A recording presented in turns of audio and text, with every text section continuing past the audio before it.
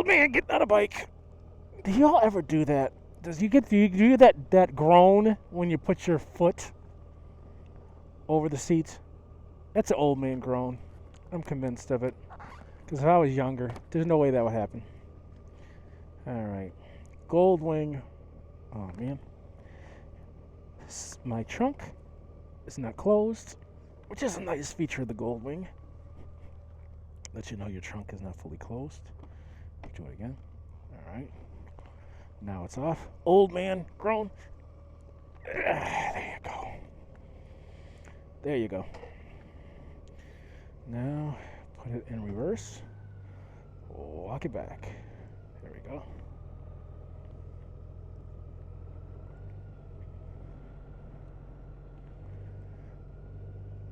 This is nice having this feature on the Honda Goldwing. Being able to walk it back. This thing is too heavy to go back on an incline.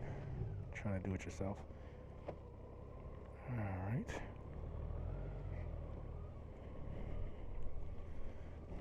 We are off.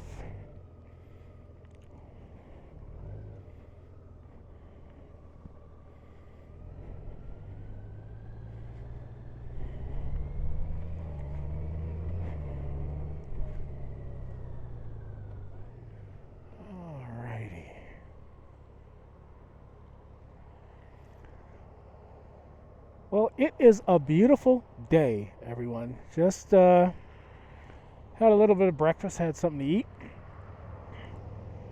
Now I'm on my way, working my way back to the house.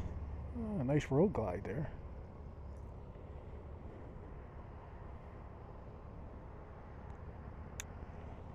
Yeah, on my way, working my way back to the house. After having a nice breakfast. Gotta enjoy these beautiful summer days as we get them. I'm not pulling out yet. I like to wait till it's like clear. Just in case. Which means I usually end up sitting at stoplights or stop signs like this much longer than anybody else. Alright, I think I got it now. I think I got it. There we go.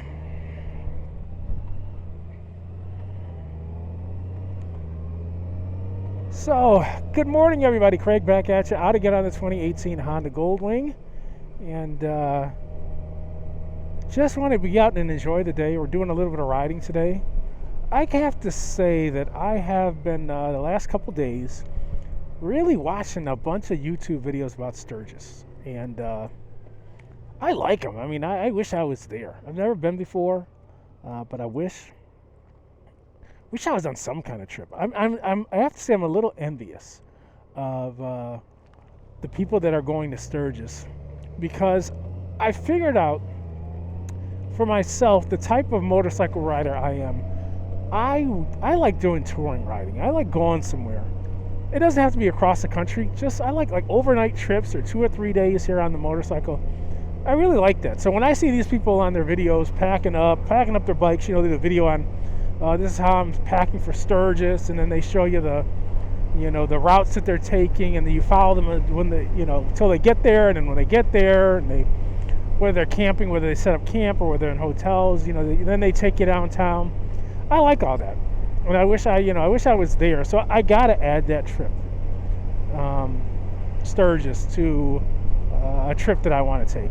It's just gonna take me. I'm really gonna need probably 2 weeks in order to get to South Dakota from here on the bike, because I would ride it the entire way. I know some people trailer their bikes. Do what you have to do, just to get there. Some people, I understand, it could be a long ride for some people, and maybe physically it's harder for you to ride those long distances. I mean, look at me. I can't even get my leg off the bike without doing the old man groan. However, if you gotta trailer your bike. If you're in a position where you can ride to Sturgis, that's good too. So, but I've got to make that trip because I want to tour. I like going on vacation, and being somewhere on the bike. Which brings to mind, it's sort of interesting how even vacations when you're on a bike are different now, because you go on a vacation in a car, you don't really have to plan on what you're going to do, how you're going to get around. You got a car. You go on a vacation and all you have is your motorcycles. You can still get around, but you really have to plan what you're going to do, because even how much can you carry, things like that, even when you're at your destination. But I like it. It just adds a added benefit of fun, a different nuance to a vacation, to be somewhere and you are dependent solely on your motorcycle as your means of transportation. So, in thinking about that, I was wondering, question I wanted to throw out, and I know it probably doesn't pertain to a lot of people that live in the colder climates, but how many of you would say that your motorcycle is your main means of transportation? And by main means, I would say you ride your motorcycle more than 50% of the time. So if you have you got a vehicle and you have a motorcycle, whether you're going to work, whether you're going to the store, you're on your bike 50% more, or more than 50% than you would be on in your car. How many people are doing that? I mean, I think that would be cool if we could do that. Can't really do that here. And if you are one of those people that everywhere you go on your motorcycle, as opposed to a car, maybe you don't even own a car, maybe it's just a motorcycle. But if you're one of those people that your motorcycle is your main mode of transportation, what made you come to that decision that you're going to rely on the motorcycle? Because for a lot of us, I'd have to assume that a motorcycle is a recreational vehicle. It's something that's your main transportation. It's something you take out and you enjoy riding.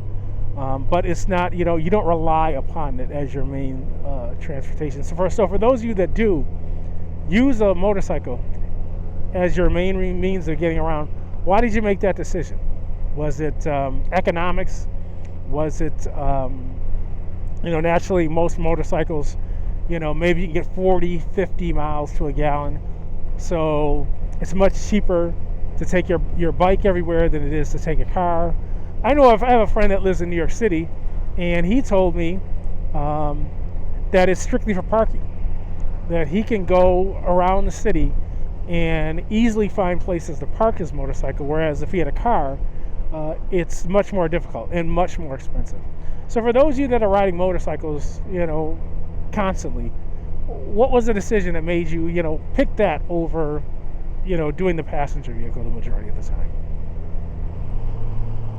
One of the other interesting things that has come up, I stopped by my local dealership, motorcycle dealership, who carries a variety of brands. He carries Honda, Ducati, Yamaha. He doesn't do Harley Davidson, but basically most other Suzuki, most brands he carries. And I go into the back. He has a back warehouse where he keeps most of the used vehicles. The newer ones are in the showroom, and he keeps the back ones in a warehouse.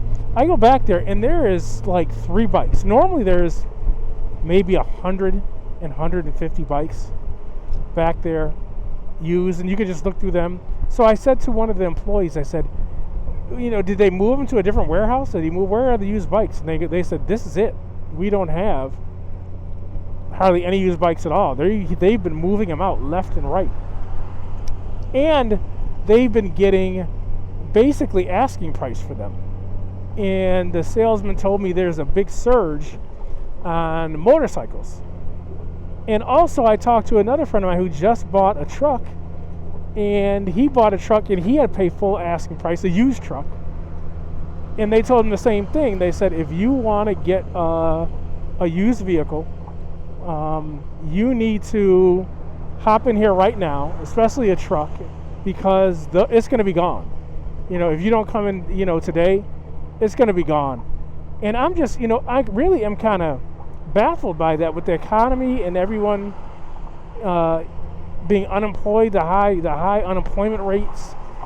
It's just amazing to me that people are out and actually spending money, especially on motorcycles, because I think most of the times people would say motorcycles is a discretionary spend item. It's not a necessity. But he said they cannot keep motorcycles in their showrooms.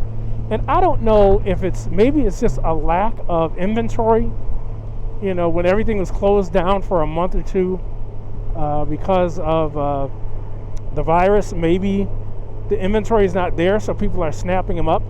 But I'd be interested to hear what your thoughts are. I just thought that you would have the pick of the litter right now, because no one would want to get into buying a motorcycle or a ATV or a UTV or a jet ski. But it seems like all of these recreational vehicles are just flying off the shelves or out of the showrooms. Well, once again, I want to thank everyone for taking the time to watch my videos. Hopefully you've had an outstanding, wonderful day. Gonna stop here and grab a bite to eat. And you're probably saying, well, didn't you just say you had a bite to eat? Well, as you can tell, it's later in the day now. So grab a bite to eat and enjoy the remainder of the evening. Hopefully, again, your day is going well and you're able to get out and do whatever it is that you enjoy doing. And everyone, I want you to take care and God bless.